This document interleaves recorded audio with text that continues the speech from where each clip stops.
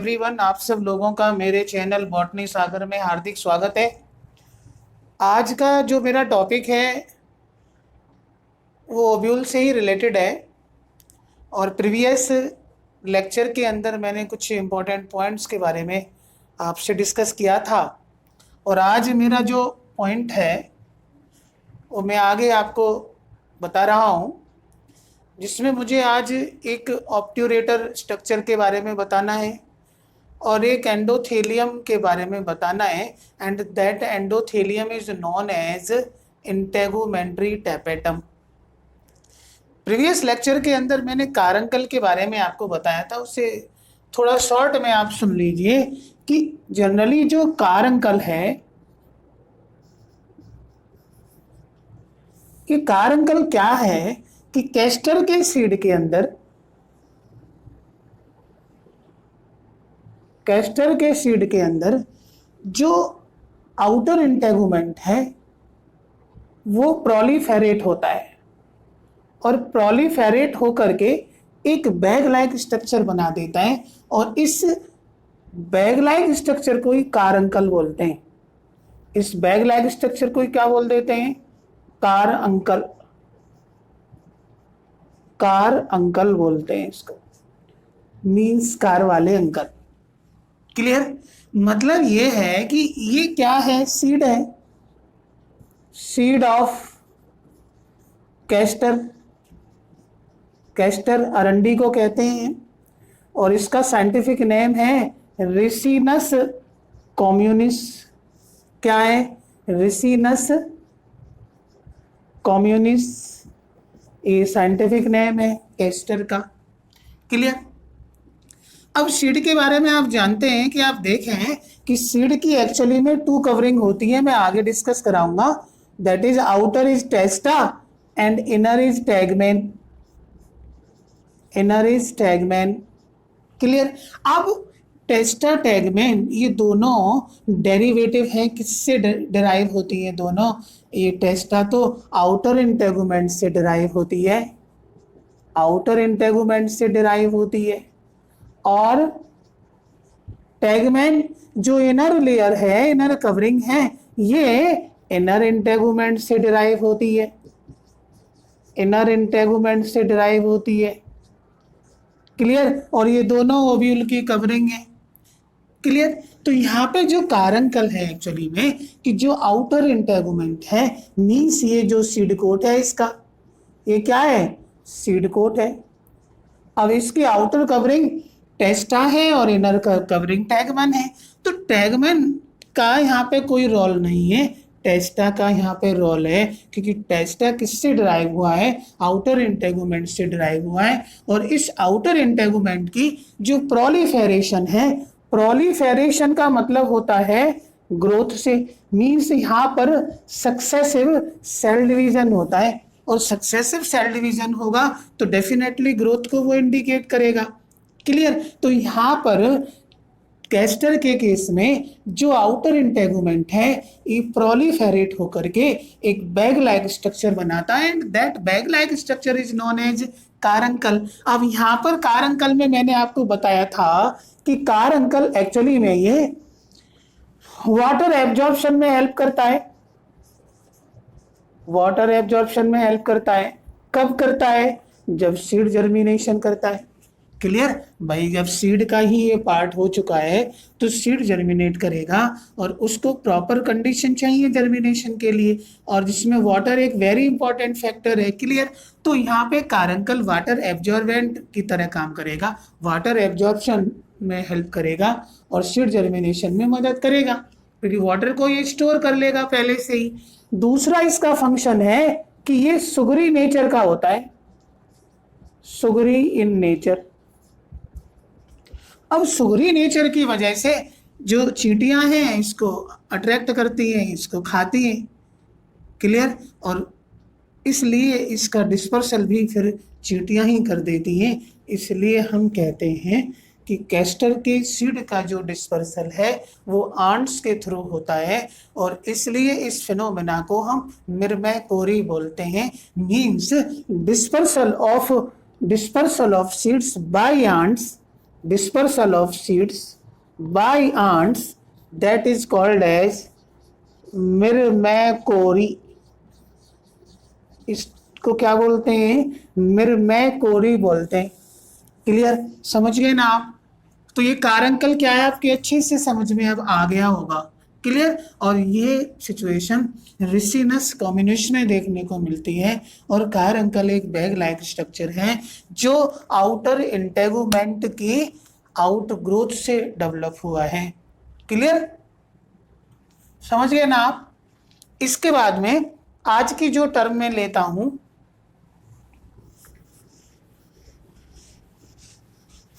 वो टर्म में लेता हूं, सबसे पहले मैं बात करता हूं एंडोथीलियम की। एंडोथीलियम को हम इंटेगुमेंट्री स्ट्रक्चर बोलते हैं, मतलब इंटेगुमेंट्री टैपेटम है एक टाइप का। हालांकि एंडोथीलियम जो टर्म है वो inner lining of blood vessels के लिए आती है। जब आप ब्लड वेसल स्टडी करते हैं तो उसमें outer layer, middle layer, inner layer है ना आती है। तो एंडोथीलियम एक्चुअली में inner lining of the blood vessels form करती है, उसको एंडोथीलियम बोलते हैं। लेकिन यहाँ पे ये देखा गया है कि कंपोजिटिव फैमिली के मेंबरों में, कंपोजिटिव फैमिली को हम एस्ट्रेसी भी बोलते हैं, सनफ्लावर फैमिली इसको बोला जाता है। और इस फैमिली के मेंबरों में क्या है कि जो इंटेगुमेंट की इनर मोस्ट लेयर है वो पॉलीप्लॉइड हो जाती है and provide nourishment to the developing embryo sac. Clear? कि यहां पर जो इनर इंटेगुमेंट है उसकी जो इनरमोस्ट लेयर है वो पॉलीप्लॉइड नेचर की हो जाती है और नरिशमेंट प्रोवाइड करती है एम्ब्रियो सैक को। And this layer is known as endothelium, that is also known as integumentary tapetum. क्योंकि हमें पता है कि टैपेटम का भी काम क्या है कि नरिशमेंट प्रोवाइड करना। तो यहाँ पर इंटेगुमेंट भी क्या है, नरिशमेंट प्रोवाइड कर रहा है, लेकिन कुछ फैमिली के मेंबरों में like that asteraceae also known as compositae. Clear? समझ गए ना आप? तो एक आप और पॉइंट नोट करके लिख लीजिए यहाँ पर कि in the member of family, in the member of family, in the member of family composite, that is also known as asteraceae, that is sunflower family. The innermost layer of tapetum, the innermost layer of tapetum, innermost layer of tapetum become polyploid,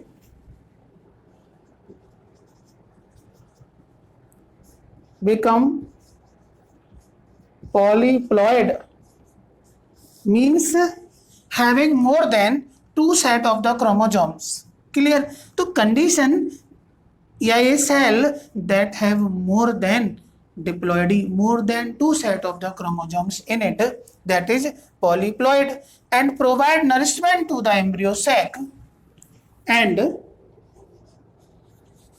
provide nourishment to the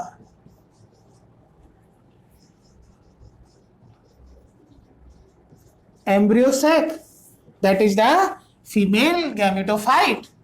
clear? ये embryo sac को nourishment provide करती है।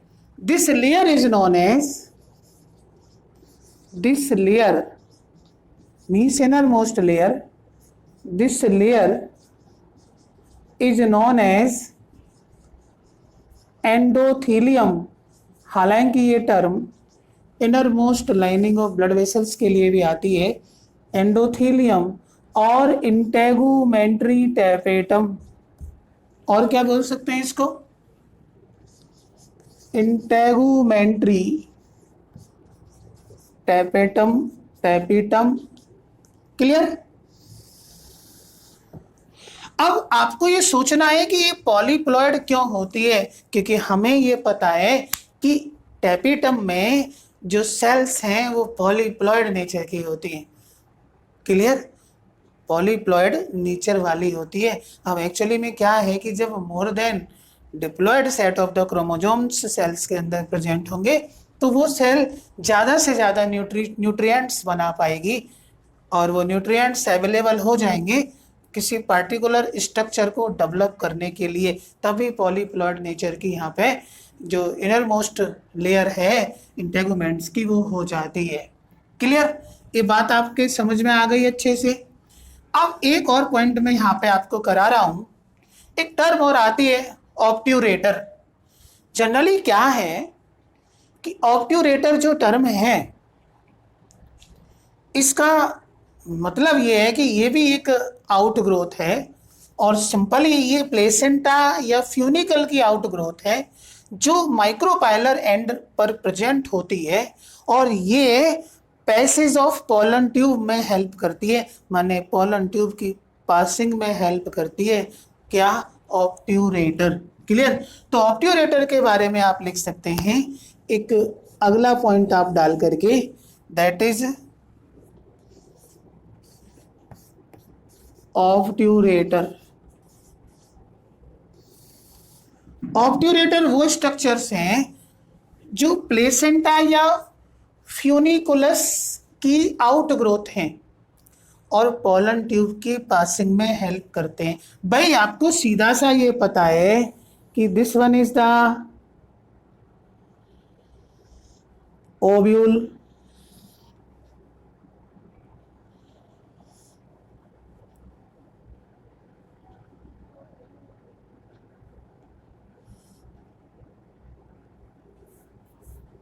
this one is the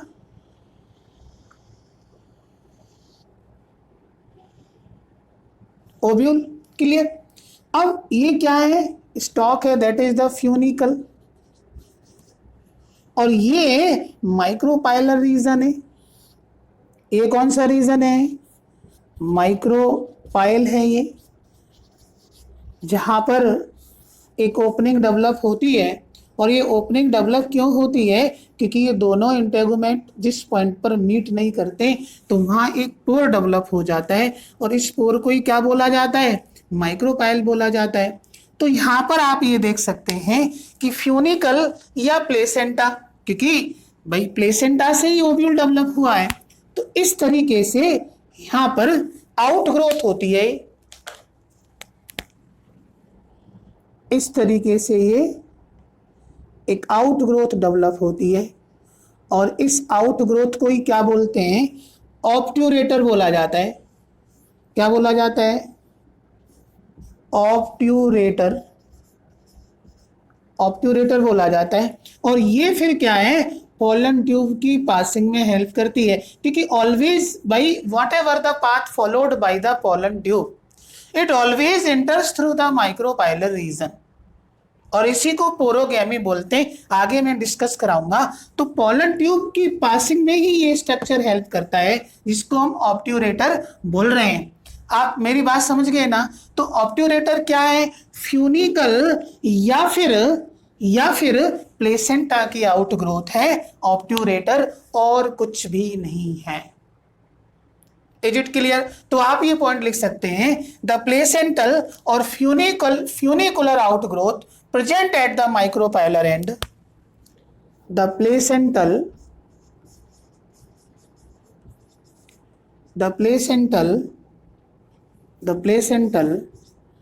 or funicular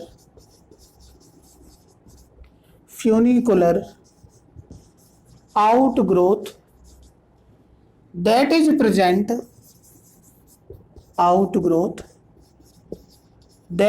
present at micropylar end,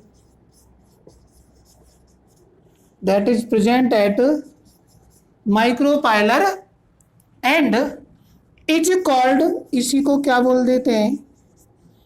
obturator.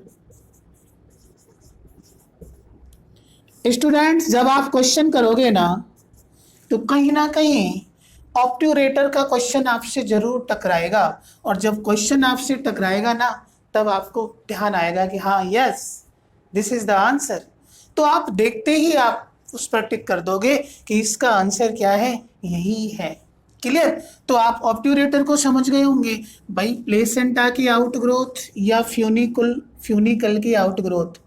ठीक है, जो micropylar and पर present होती है उसको ऑब्ट्यूरेटर बोला जाता है, और ये पोलन ट्यूब की पासिंग में हेल्प करती है। Is it clear? It helps in the passage of pollen tube. It helps in the passage of pollen tube into the what? Ovule. Into the ovule. और ओव्यूल में भी कहा? Embryo sac में। ये रहा embryo sac, that is the female gametophyte. और ये मैं आपको बता चुका हूं कि ये 7 सेल्ड 8 न्यूक्लिएटेड स्ट्रक्चर है, जिसमें चैलेजल एंड की तरफ एंटीपोडल सेल्स होती हैं, 3 एंटीपोडल सेल्स, मिडिल में 2 पोलर न्यूक्लियाई होते हैं, माइक्रोपाइलर एंड पर 3 सेल्स होती हैं जिनको जो एग एपरेटस बनाती हैं, जिसमें सेंट्रल लार्ज एग सेल होती है और इसके बिल्कुल नीचे इसके साइड में सिनर्जिड्स प्रेजेंट होते हैं, जिन्हें हम एसेसरी सेल्स या हेल्पर सेल्स भी बोलते हैं। ठीक है, ये मैं आगे और आपको डिस्कस कराऊंगा। क्लियर? तो ये ऑब्ट्यूरेटर आप समझ गए। इस तरीके से ये 2 पॉइंट आप समझ सकते हैं, one is endothelium and other is known as obturator. Clear? Clear? एक और मुझे आपको एक बात बतानी है कि स्टूडेंट जो आप लोग अब 12th में आए हैं उनके लिए एक थोड़ा सा ये फ़ायदा मिल गया है कि बायोलॉजी में जो 5 चैप्टर हैं वो डिडक्ट किए जा रहे हैं, मीन्स 30% सिलेबस को रिड्यूस किया जा रहा है। इसका मीनिंग ये है कि नीट 2021 में एग्ज़ाम के अंदर 5 चैप्टर कम आएंगे, मीन्स आपके 12th की बायोलॉजी में ओवरऑल 16 चैप्टर हैं जिसमें 5 रिड्यूस हो जाएंगे, तो 11 चैप्टर ही आपको अच्छे से पढ़ने हैं। तो आप लगे रहिए, मेहनत आप करते रहिए, और वो 5 चैप्टर जो कम किए हैं, जो रिड्यूस किए हैं नीट 2021 के लिए या आपके 12th सिलेबस के लिए, सीबीएसई बोर्ड की बात कर रहा हूँ मैं, यहाँ भी स्टेट बोर्ड की बात नहीं कर रहा। तो वहाँ पर एक तो ये बोला गया है कि भाई रिप्रोडक्शन इन लिविंग ऑर्गेनिज्म ये नहीं आएगा, चलो नहीं आएगा तो फंडामेंटल चैप्टर है, पढ़ना जरूरी है, आपका वो कंप्लीट हो गया है। ठीक है, दूसरा चैप्टर 2nd यूनिट में से एक कम हो रहा है, इवोल्यूशन नहीं आएगा, और 3rd यूनिट में से एक चैप्टर और कम हो रहा है, that is strategy for enhancement in food production, वो भी डिडक्ट हो रहा है। फिर इसके बाद 4th यूनिट बायोटेक्नोलॉजी कंप्लीट है, वो रहेगी, और 5th यूनिट इकोलॉजी वाली है, और उसके अंदर भी 2 चैप्टर आपके डिडक्ट हो रहे हैं। एक चैप्टर हो रहा है आपका डिडक्ट इकोसिस्टम वाला, और एक हो रहा है एनवायरमेंटल इश्यू वाला। तो इस तरह से ये टोटल 5 चैप्टर आपके डिडक्ट हो रहे हैं, कम हो रहे हैं। क्लियर? तो ये आपके लिए एक अच्छी बात है कि आपको कम सिलेबस मिलेगा, 11 आपको चैप्टर मिलेंगे प्रिपरेशन करने के लिए। तो आप बेटर वे से प्रिपरेशन करते रहें, अच्छे से पढ़ते रहें। इवन नेक्स्ट टाइम मैं आपको बहुत एक अच्छी टर्म आपको समझाऊंगा, that is mega sporogenesis and development of female gametophyte. ये नेक्स्ट लेसन में मैं आपको बताऊंगा बहुत अच्छे से कि मेगा स्पोरोजेनेसिस क्या है, इस प्रोसेस में क्या होता है, इस प्रोसेस का टारगेट क्या है, फीमेल गैमेटोफाइट कैसे डेवलप होता है, कितने माइटोसिस होते हैं, कितने मियोसिस होते हैं, कहाँ से इसका ओरिजिन हुआ है, वो सारे फिनोमेना, सारे पॉइंट्स मैं आपको क्लियर करूँगा। आप सुनना चाहते हैं तो जल्दी से इसको सुन लीजिए। मेगा स्पोरोजेनेसिस क्या है? एक्चुअली में the process of formation of megaspore from megaspore mother cell inside the megasporangium through the process of meiosis is known as megasporogenesis. Clear. और मेगास्पोरोजेनेसिस की स्टार्टिंग कहाँ से होती है ये आपको समझना है। एक्चुअली में क्या है कि हमें पता है कि जो ओव्यूल स्ट्रक्चर है वो पोलरिटी शो करता है, उसके दो पोल हमने बना दिए, एक माइक्रोपाइलर पोल बना दिया है, एक चैलेजल पोल बना दिया है। तो माइक्रोपाइलर पोल पे हमें पता है कि यहाँ एगेपरेटस हमेशा प्रेजेंट होता है और इधर चैलेजल पोल पर एंटीपोडल सेल प्रेजेंट होती है। क्लियर। तो इनिशियली होता क्या है कि माइक्रोपाइलर रीजन की तरफ जो हाइपोडर्मल सेल हैं वो स्पेशलाइज्ड होती हैं, डिफरेंशिएट होती हैं और आर्किस्पोरियल सेल डेवलप करती हैं जो प्रिकर्सर सेल हैं यहाँ पे। Clear. Archesporial cell further divide होती हैं और टू टाइप की सेल बनाती हैं, एक प्राइमरी पैराटल सेल, एक primary sporogenous cell, and finally primary sporogenous cell behaves as a megaspore mother cell, and after that it undergo meiosis and give rise to 4 megaspore that are arranged in a linear order, in a linear tetrad. Clear।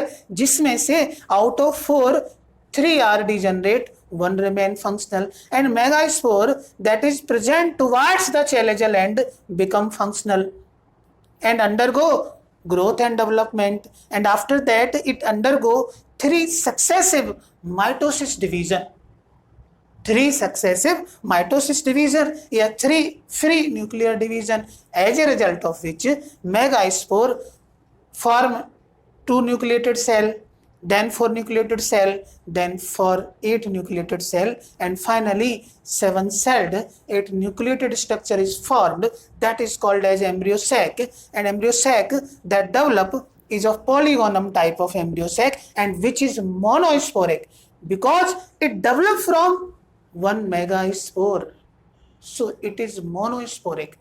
Even इस पर embryo sac के बारे में काफ़ी पंचानन माहेश्वरी ने work किया है और उन्होंने बाइस्पोरिक और टेट्रास्पोरिक टाइप का एम्ब्रियो सैक के बारे में भी डिस्कस कराया है। लेकिन यहाँ पर जो हम एम्ब्रियो सैक स्टडी करेंगे वो मोनोस्पोरिक टाइप होगा। मोनोस्पोरिक टाइप क्यों होगा? क्योंकि ये सिंगल मेगास्पोर से डेवलप होगा।